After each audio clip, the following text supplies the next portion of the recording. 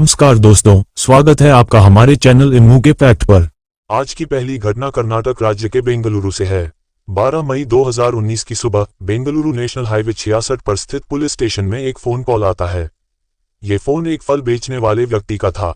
वह पुलिस को बताता है कि हाईवे के पास एक पॉलीथीन बैग में एक हेलमेट मिला है और उसके अंदर एक कटा हुआ सिर है। ये सुनते ही पुलिस तुरंत मौके पर पहुंचती है। पुलिस पॉलीथीन की जांच करती है और हेलमेट से सिर बाहर निकालती है। ये सिर एक महिला का था। बाकी शरीर के अंगों की तलाश में पुलिस आसपास छानबीन करती है, लेकिन कुछ भी नहीं मिलता। पुलिस सिर को लेकर अस्पताल चली जाती है। थोड़ी देर बाद पुलिस स्टेशन में फिर एक कॉल आती है। इस बार कॉल करने वाला व्यक्ति बताता है कि ईसाइयों के कब्रिस्तान के पास एक अधूरी बॉडी पड़ी है। पुलिस मौके पर पहुंचती है और देखती है कि वहां केवल धड़ है, पैर और सिर गायब हैं। पुलिस इस धड़ को भी अस्पताल ले जाती है। कुछ देर बाद उसी थाने में फिर एक कॉल आती है। इस बार कोई बताता है कि सड़क किनारे एक पॉलीथीन बैग में 2 इंसानी कटे हुए पैर रखे हैं। पुलिस वहां पहुंचकर उन दोनों पैरों को भी बरामद करती है और अस्पताल ले जाती है। अब तीनों हिस्सों सिर, धड़ और पैरों का मिलान कराया जाता है। ये सभी अंग एक ही महिला के थे। पुलिस महिला की पहचान करने की कोशिश करती है, लेकिन बॉडी के अलावा ऐसा कुछ नहीं मिलता जिससे उसकी पहचान हो सके। पुलिस आसपास के पुलिस स्टेशनों को भी इस बारे में सूचित कर देती है, ताकि अगर कोई महिला लापता हो तो उनसे संपर्क किया जा सके। अगले दिन 13 मई 2019 को एक व्यक्ति पुलिस स्टेशन पहुंचता है। वह बताता है कि उसकी बहन 24 घंटे से गायब है। उसने कहा कि उसकी बहन, जो रोज सुबह दुकान जाती थी और रात 9 बजे तक घर लौट आती थी, कल से लापता है। रात भर उसने उसका इंतजार किया और कई बार फोन किया, लेकिन उसका फोन स्विच ऑफ आ रहा था। पुलिस उससे महिला का नाम और फोटो मांगती है। महिला का नाम श्रीमती शेट्टी था। वह 39 साल की शादीशुदा महिला थी। पुलिस उस व्यक्ति को मोरजरी ले जाती है और कटा हुआ सिर दिखाती है। सिर देखते ही वह फूट फूट कर रोने लगता है और पुष्टि करता है कि यह उसकी बहन है। अब पुलिस को महिला की पहचान पता चल चुकी थी। थोड़ी देर बाद पुलिस महिला के भाई से पूछताछ करती है। महिला का भाई बताता है कि श्रीमती शेट्टी की मंगलुरु के उसी इलाके में एक इलेक्ट्रॉनिक्स शॉप थी। वह रोज सुबह शॉप जाती थी और रात को 9 बजे दुकान बंद करके घर लौट आती थी। पति से अनबन के कारण श्रीमती शेट्टी अलग रहती थी, हालांकि उनका तलाक नहीं हुआ था। बाद में उसकी जिंदगी में सुदीप नाम का एक व्यक्ति आया और वे साथ रहने लगे। हालांकि सुदीप के साथ भी उसका रिश्ता ज्यादा समय तक नहीं चला और वे अलग हो गए। पुलिस जांच शुरू करती है। बॉडी पार्ट्स देखकर यह तय था कि जिसने भी यह कत्ल किया है वह महिला से बेहद नफरत करता था। पुलिस के पास 2 संदिग्ध थे, श्रीमती शेट्टी का पति और उसका पूर्व प्रेमी सुदीप। सुदीप पहले से ही चोरी के एक मामले में जेल में बंद था। पुलिस दोनों से पूछताछ करती है। श्रीमती शेट्टी के पति ने बताया कि वह लंबे समय से उससे संपर्क में नहीं था। दूसरी तरफ सुदीप ने कहा कि उसका रिश्ता काफी पहले ही खत्म हो गया था और वह जेल में बंद है। पुलिस ने दोनों की कॉल डिटेल रिकॉर्ड की जांच की और अपने मुखबिरों को भी काम पर लगाया, लेकिन इन्वेस्टिगेशन में इन दोनों के खिलाफ कुछ नहीं मिला। पुलिस को यकीन हो गया कि इन दोनों का इस मर्डर से कोई लेना देना नहीं है और कातिल कोई तीसरा व्यक्ति है। पुलिस ने उन सभी लोगों से पूछताछ की जो महिला के संपर्क में थे। उन्होंने उसकी शॉप पर जाकर भी छानबीन की, लेकिन कहीं से कोई सुराग नहीं मिला। घटना को 3-4 दिन बीत चुके थे। इस बीच पूरे इलाके में दहशत फैल चुकी थी। न्यूज़पेपर और सोशल मीडिया पर इस मर्डर की चर्चा हो रही थी।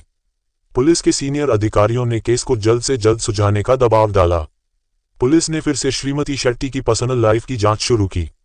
एक बार फिर पुलिस उसकी दुकान पर पहुंची। दुकान अच्छी चल रही थी और आमदनी भी ठीक ठाक थी। जांच के दौरान पुलिस को पता चला कि श्रीमती शेट्टी का खर्च कम था और वह लोगों को ब्याज पर पैसे उधार देती थी।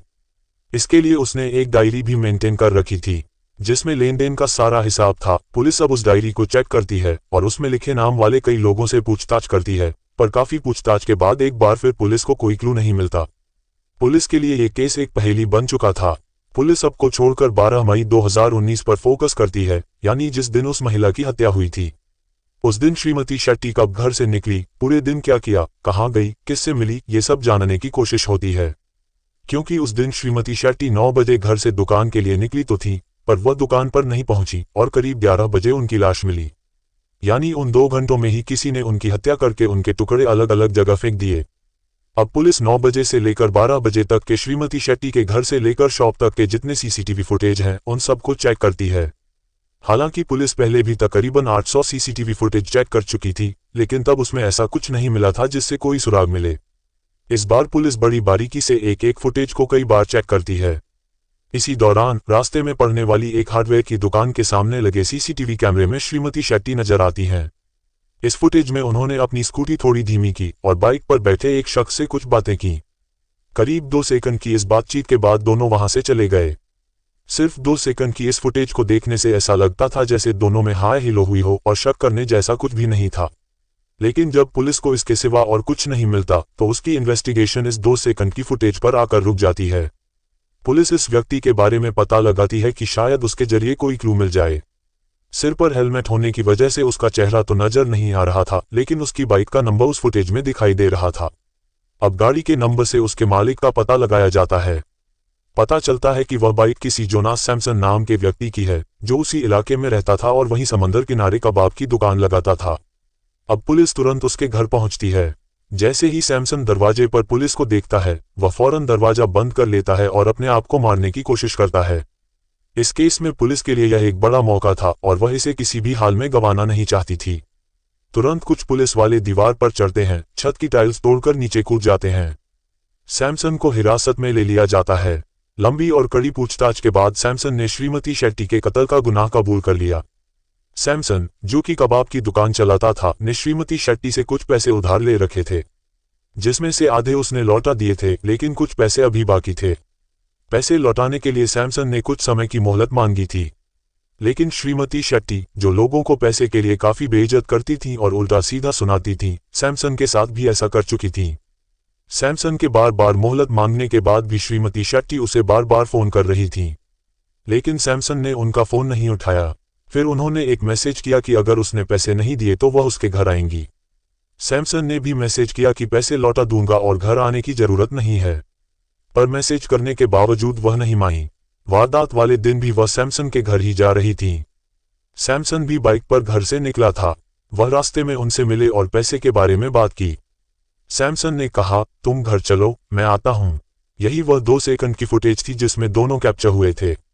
क्योंकि कोई आवाज सुनाई नहीं दी, इसलिए ऐसा लगा जैसे हाय हिलो हुई हो। उसके बाद वह सैमसन के घर पहुंचकर उसकी बीवी के सामने सैमसन को पैसों के लिए बहुत बुरा भला कहने लगी। अब अपनी बीवी के सामने बेइज्जती होता देख सैमसन का गुस्सा बढ़ गया। वह श्रीमती शेट्टी पर किसी भारी चीज से उनके सिर पर वार करता है। गुस्से में किया गया वार इतना तेज था कि श्रीमती शेट्टी जमीन पर गिर गई और उनकी मौत हो गई। इसके बाद पति पत्नी ने उनकी बॉडी को बाथरूम में ले जाकर 3 टुकड़ों में काटा और अलग अलग पैक किया। फिर सैमसन अपनी बाइक पर उन टुकड़ों को अलग अलग जगह फेंक कर आ गया। उसे लगा था कि टुकड़ों को अलग अलग फेंकने से पहचान नहीं होगी और वह पकड़ा नहीं जाएगा, लेकिन कहते हैं ना, कातिल कितना भी चालाक क्यों ना हो, कहीं ना कहीं फंस ही जाता है। और सिर्फ 2 सेकंड की उस फुटेज ने इस केस का खुलासा कर दिया। इसके बाद 13 सितंबर 2024 को कोर्ट के द्वारा श्रीमती शेट्टी के कत्ल के जुर्म में सैमसन और उसकी पत्नी को उम्र कैद की सजा सुनाई गई। तो दोस्तों, इस घटना पर आपकी क्या राय है, हमें कमेंट बॉक्स में जरूर दें। और यदि वीडियो पसंद आया हो तो वीडियो को एक लाइक करें और ज्यादा से ज्यादा लोगों तक शेयर करें, ताकि देश दुनिया में हो रही ऐसी घटनाओं से और भी लोग सतर्क और सावधान हो सकें। अगर आपने अभी तक हमारे चैनल को सब्सक्राइब नहीं किया है तो चैनल को सब्सक्राइब जरूर कर लें, क्योंकि ऐसे ही सच्ची घटनाएं इस चैनल पर हमेशा लाते रहते हैं। धन्यवाद।